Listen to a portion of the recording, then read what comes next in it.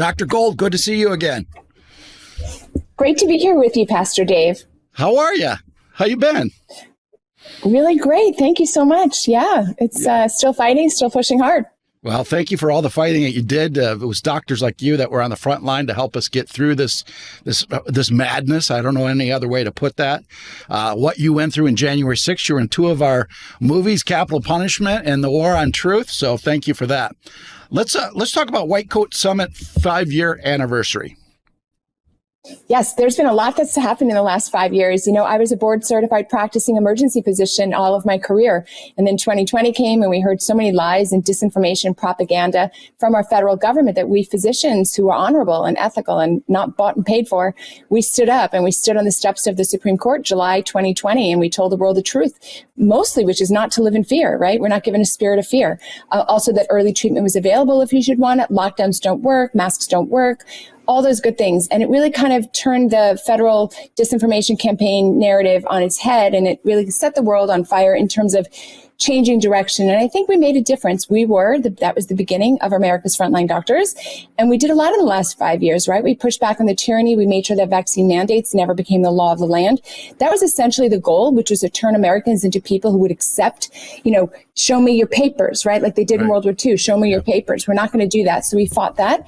And this was our 5-year anniversary. And we marked that by doing a couple of things. One is we brought a lot of attention to the medical mutilation of our minors, something that President Trump and the administration are putting a stop to, that thing they call gender affirming care, which is really just butchery of our children's bodies. And the other thing we did that's very interesting that people don't know, we applied to the FDA to make ivermectin and hydroxychloroquine over the counter. This is very important to frontline doctors because we want Americans to never again have to deal with doctors or pharmacists who are acting as gatekeepers, keeping us from safe, cheap, generic drugs that have a lot of good usages and that all over the world is over the counter. So that's one of the things that Frontline Doctors is working on, is making sure that you have access to cheap, safe, effective drugs that can be used for lots of reasons. Cancer is one of them, psoriasis, lots of things. Well, yeah, I was fortunate enough to know a lot of doctors during that period. Dr. Bartlett, a dear friend of mine, helped me with these kind of things. But talk about, again, I think people forget what, let's just say, call it what it is, hell, that you went through and other doctors went through to get the truth out. First of all, what would have happened if you wouldn't have done that? Or our nation would be in big trouble today. I actually think we really did make a difference. I check my ego. I'm checking, like, is it just my ego? But I don't think so. I think we were on a terrible path towards tyranny. The virus would have passed exactly as it did. It actually did much worse in America than other nations because we interfered with it so much. But in either way, it was destined to pass. What wasn't going to pass was the tyranny, was the fascism, was the bureaucratic state control. So we were headed down a path where citizens were being told they had to comply with unconstitutional edicts, or they couldn't work, they couldn't travel, they couldn't go to church, they couldn't sing, they couldn't be out loud without covering their faces like they do in other nations, right? That was directly the path we were on. We all remember the flight attendants who felt empowered to be the citizen police. That was the path. And America's frontline doctors stood in the gap and said, no, that's all propaganda. And I think that was just enough that enough Americans who felt something was wrong now finally had a credible authority saying, hey, wait a minute. So I do think it emboldened people to stop complying with non-legal maneuvers that our government was putting on us. So the answer is I don't know where we would have been if honorable doctors didn't speak up. It didn't take much to change the rules. They did a changing the rules, but they were in the process of changing the rules. They were in the process of making these shots required to have a job. So many people who lost their jobs.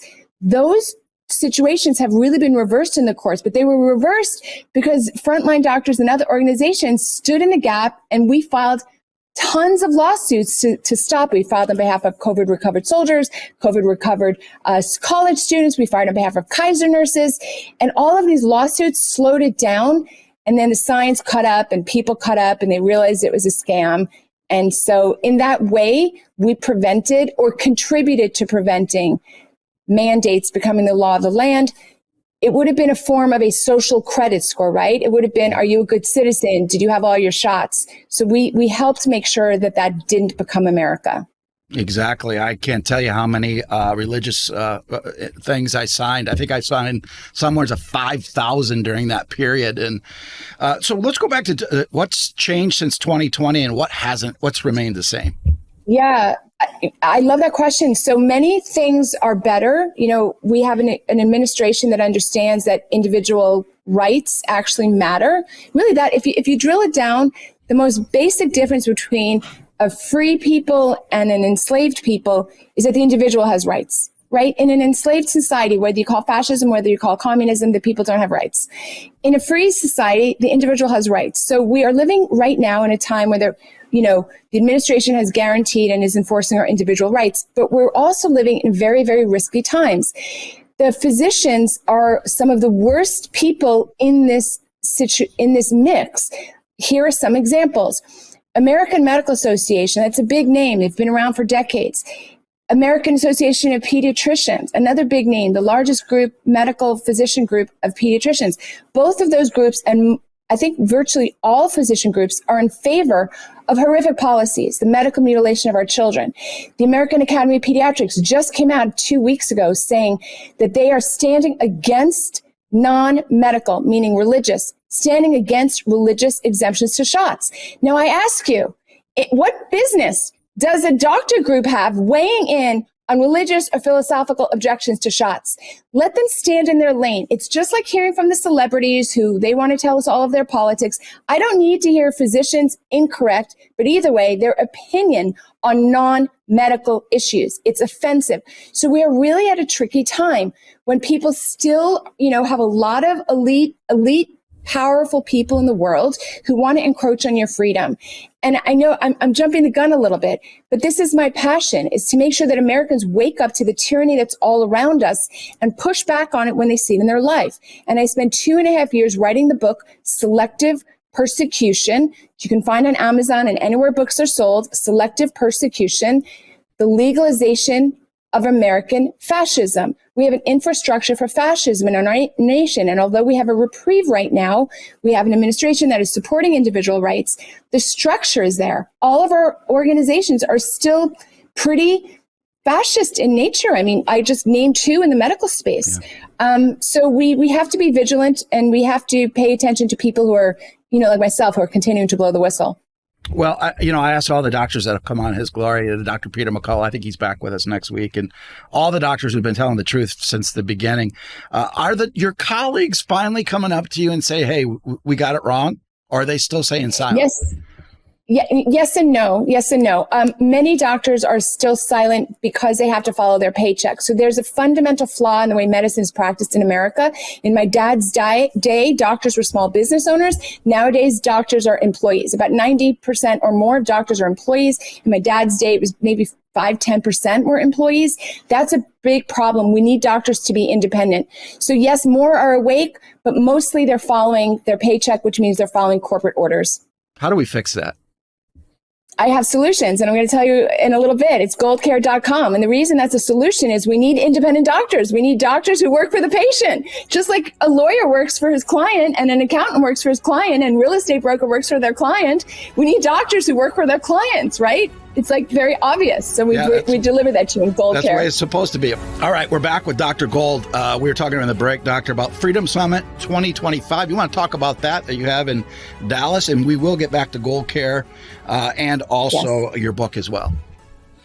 Yes, I'm so excited. Anybody who's anywhere near the vicinity, please come to join us in Dallas. You're going to hear from the most amazing, brilliant doctors and a few lawyers who've been in the fight. Dallas, Saturday, September 27th.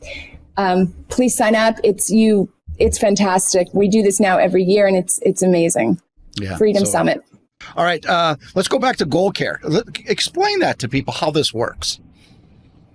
So, this is based upon my experience in the last really 25, 30 years almost in medicine as a practicing physician, and then watching what happened during COVID. Patients are completely constricted in their freedom choices, and they're being they're being taken advantage of financially with the health insurance premiums that they're paying. I've actually known this for a long time. I'm going to shock people when I say I have not had health insurance for more than 10 years. People can't believe that because insurance is sold to us as mother's milk. You absolutely need it just to function in American society. It's false. It's not true. So we give you a way out. We get you off medical dependency. Goldcare.com. It costs $10 a month. The reason I want everyone to join, the reason we priced it like that, is we want to get you undependent on the doctor system. We want to give you all the information in your hands. That's why it's $10 a month. Here's all the information. We have artificial intelligence that's accurate with kind of a pro-life stance. It gives you the information, but it doesn't do anything that's against the pro-life of human dignity. We have naturopathic doctors, medical doctors, people who are financially not dependent on big pharma or big insurance. It's amazing, Pastor Dave. I invite you to join us. I invite everyone to join us. This is where you find righteous, independent doctors who tell you the truth. Whether you have a Medicare doctor out, whether you have self-insurance or insurance through your employer, whatever you've got going on, we can help you. We can give you the straight skinny. I feel so passionately that people complied with tyrannical orders because they were so afraid because of the medical fear-mongering. So we cannot have a situation again where we're told you can't go to church, you can't assemble, you can't have free speech because there's some virus out there. People need the truth. Is measles going to kill me? Is the bird flu coming down? Is disease X is coming, right? How are you going to get truthful answers? Goldcare.com. We're on the App Store. We're on the internet. Come find us. Come join us. We're your people. We built it for you. I love that. So speaking of that, how did the fake news and big tech interfere with all this propaganda? Oh my gosh, they're absolutely in on it. There's a lot of Supreme Court cases. There was Murphy v. Biden that showed that the Biden White House was actually directing the social media companies to suppress information related to hydroxychloroquine and related to the shots. It's black and white. You can go check in Murphy v. Biden. It's several hundred pages of discovery that they put together, and they prove that the White House was censoring and putting out disinformation. So these independent sources of information are life-saving and nation-saving. Right? Like I said, people complied with things that they knew were their inalienable rights and violated the Constitution. And they complied only because they were afraid. Well, that's why we need to make sure people get good information. Yes, the social media companies were in on it. And what we need to do in every area of life is always have competition. So when Elon Musk bought Twitter, now X, right, he opened up and he forced, in a way, Facebook to be a little bit more honest. They're not honest yet, but they're more honest than they were. So the competition will help these social media companies become more honest. We've got the same budding problem now with artificial intelligence, right? We need multiple artificial intelligence platforms to make sure to pressure the others to stay honest. I was told by some really reliable sources, and I think this is open information now, that 80% of the revenue that fake news gets, the CNNs of the world, even the Fox News, is pharmaceutical. And 100%. Pharmaceutical, I was told they were not putting the ads to sell products. They were putting those ads up to stop the networks from reporting on the truth of that.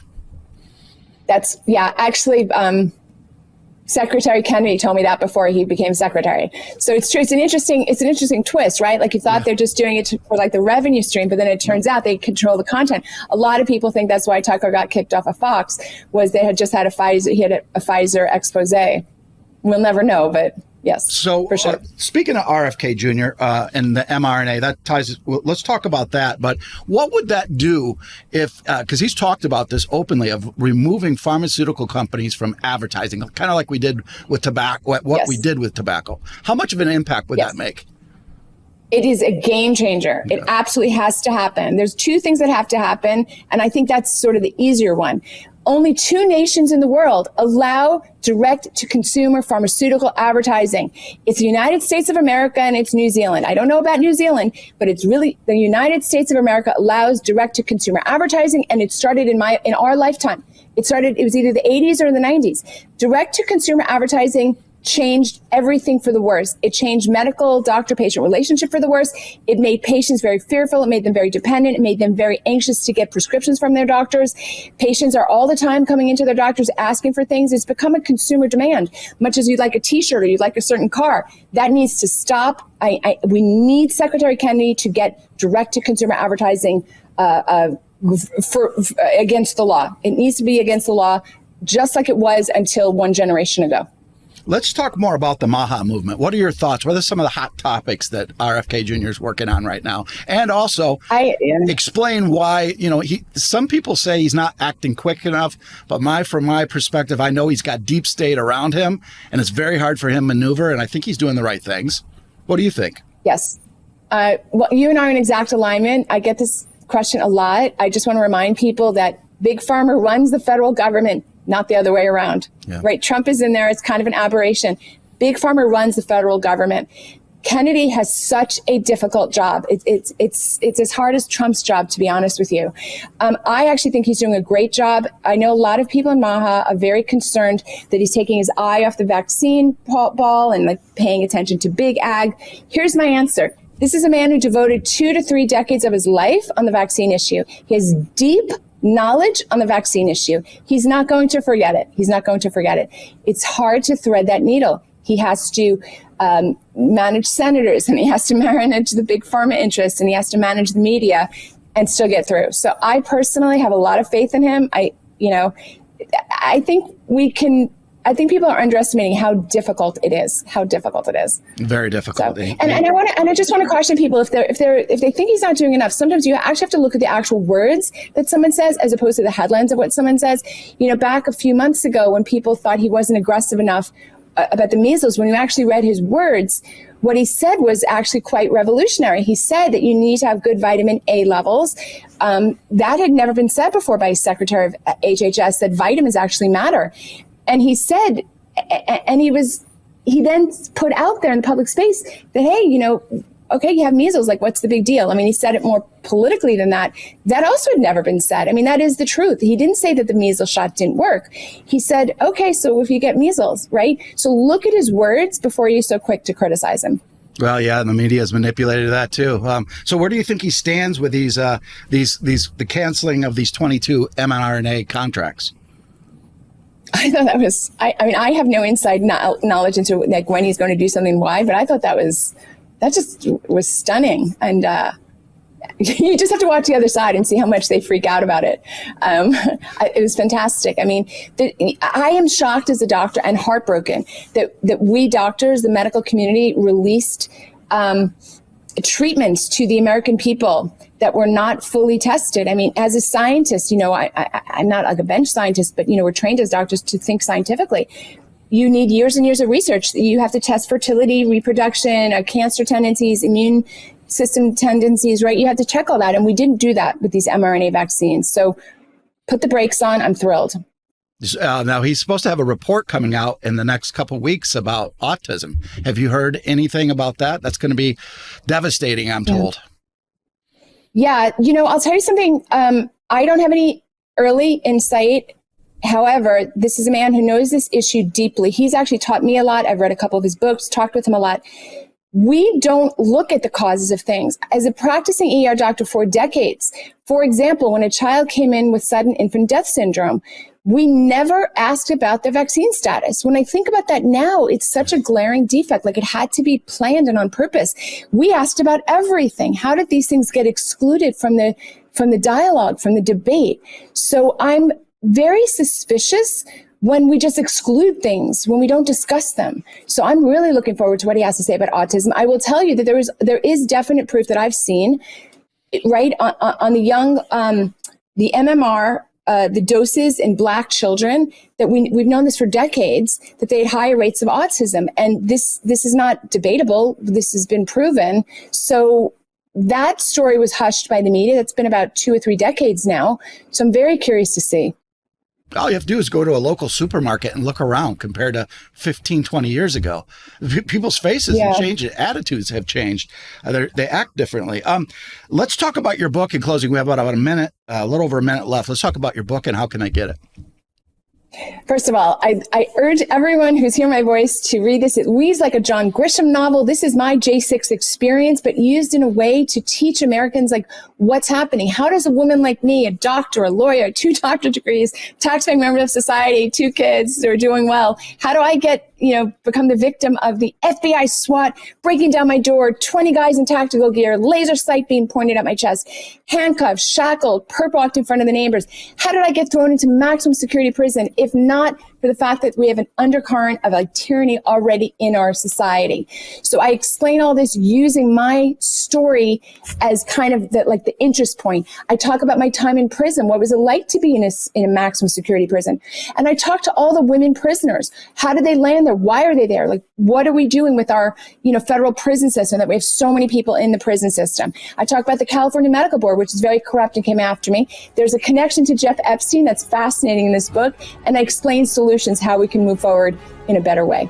Well, go get Dr. Gold's book. And again, she's in both Capital Punishment and our movie War on Truth as well. Dr. Gold, thank you so much for all you're doing. Go into Shalom.